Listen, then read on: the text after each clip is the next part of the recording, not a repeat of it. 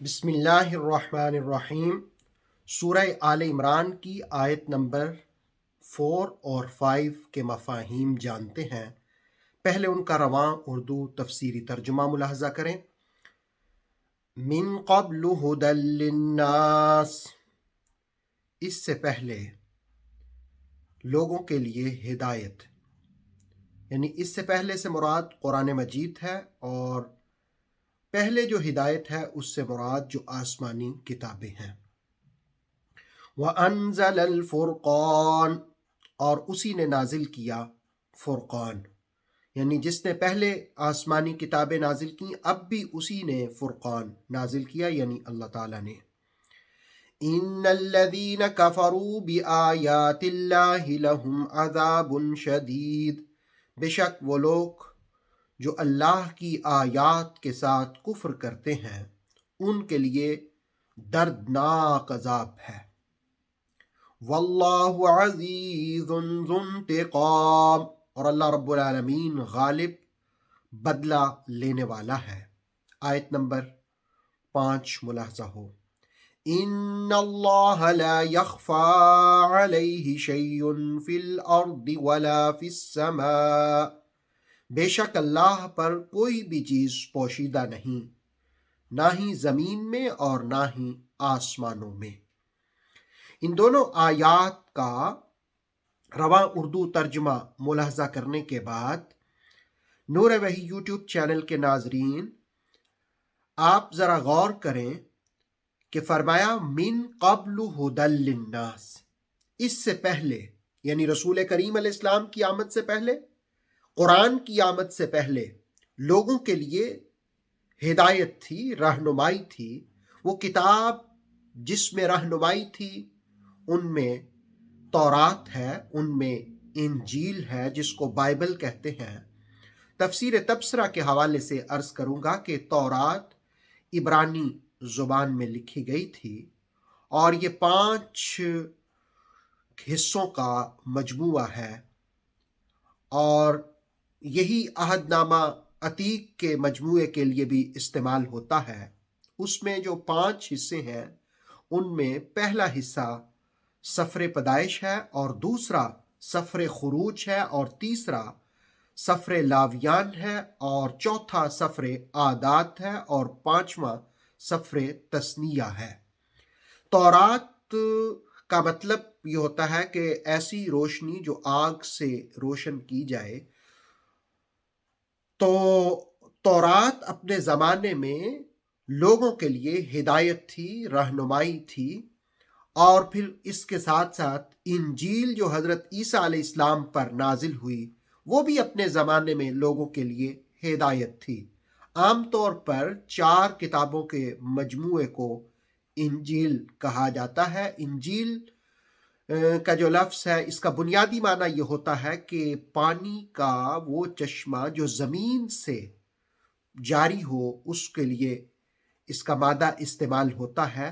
آپ انجیل کا معنی یہ کر سکتے ہیں کہ جس طرح پانی بہتا ہے، جاری ہوتا ہے، رواں ہوتا ہے، اسی طرح انجیل سے بھی ہدایت، رہنمائی اور روشنی کے چشمے جاری و ساری ہوتے ہیں۔ اس کے جو معروف نسخے ہیں، ایک ہے انجیل متی، یہ حضرت عیسیٰ علیہ السلام کے آسمانوں پر اٹھائے جانے سے 30 سال بعد یروشلم کے اندر مدون کیا گیا، اور اس کو پہل عبرانی زبان میں اور پھر بعد میں اس کو یونانی میں بھی اس کا ترجمہ کیا گیا۔ اسی طرح انجیل لوقا، یہ جس نے مدون کیا یہ حضرت عیسیٰ کا حواری تو نہیں تھا، لیکن اس نے عیسائیت جو ہے وہ بولس سے سیکھی تھی۔ اور تیسرا نسخہ جو ہے وہ انجیل مرقس ہے۔ یہ حضرت عیسیٰ علیہ السلام کے آسمانوں پر 66 ایئرز اٹھائے جانے کے بعد مرقس کے شاگرد نے مرتب کیا، یہ مرقس نے خود بھی مرتب نہیں کیا۔ اور چوتھے نمبر پر انجیل یوحنا، یہ حضرت عیسیٰ علیہ السلام کے آسمانوں کے 60 سال بعد اٹھائے جانے کے 60 سال بعد مدون کیا گیا۔ ایک انجیل بربناس بھی ہے۔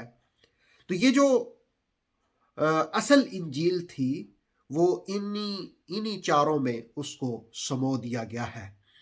تو قرآن مجید نے یہاں پر کہا کہ من قبل ھدی للناس، اس سے پہلے یعنی قرآن سے پہلے، رسول کریم علیہ السلام کی آمد سے پہلے ہدایت تھی، یعنی اس وقت ان آسمانی کتابوں میں ہدایت تھی۔ وَأَنزَلَ الْفُرْقَانَ، اور اللہ رب العالمین نے فرقان نازل فرمایا۔ فرقان سے مراد قرآن بھی ہو سکتا ہے، اور فرقان سے مراد رسول کریم علیہ السلام کے معجزات بھی، اور فرقان سے مراد ہر وہ دلیل جو حق اور باطل کے درمیان فرق کرے اس کو فرقان کہا جاتا ہے۔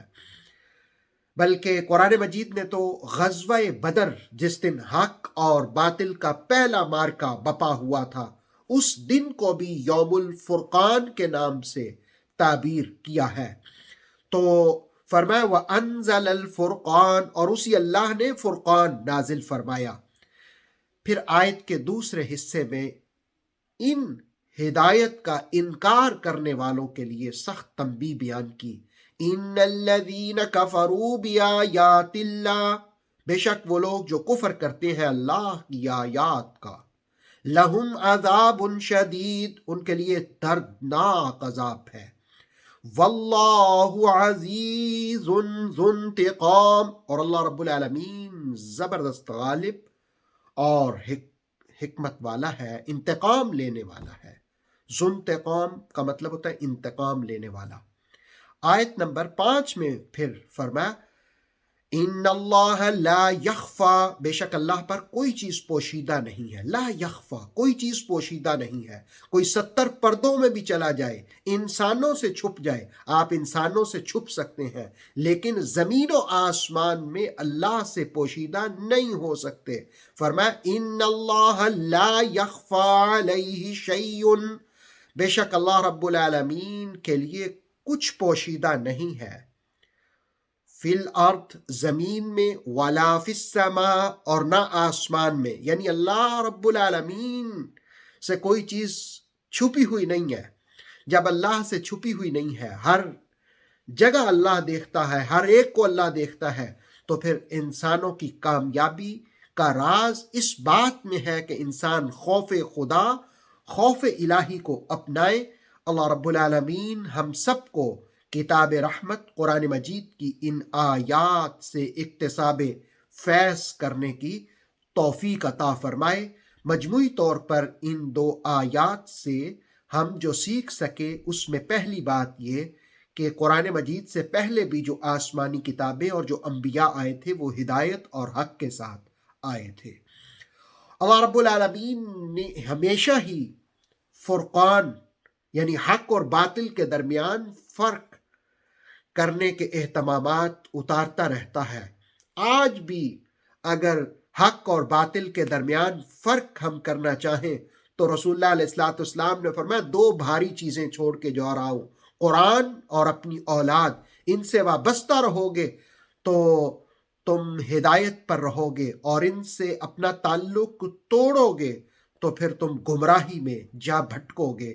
آج بھی آپ دیکھیں امت مسلمہ میں جس طرح فسادات، فتنہ اور سوشل میڈیا کے ذریعے جو بدتمیزیاں بپا ہے، یہ اسی بات کا نتیجہ ہے کہ ہم نے قرآن اور اہل بیت اطہار سے اپنے تعلق کو کمزور کر لیا ہے۔ تو ہمیں پھر سے ان دونوں سے اپنے تعلق کو مضبوط کرنا ہوگا۔ اور تیسری چیز جو ہم ان آیات سے سیکھ سکتے ہیں وہ یہ کہ انکار کی صورت میں دردناک عذاب ہے۔ اور چوتھی چیز کہ اللہ رب العالمین اگر موقع دیتا رہتا ہے تو پھر ایک وقت آئے گا کہ وہ انتقام بھی لے گا۔ اور 5ویں چیز وہ یہ کہ اللہ رب العالمین کے لیے کوئی چیز پوشیدہ نہیں ہے۔ اجازت دیجیے۔ اتھینٹک اسلامک نالج کے لیے دیکھتے رہیے نور وحی YouTube channel. Please like, subscribe and share.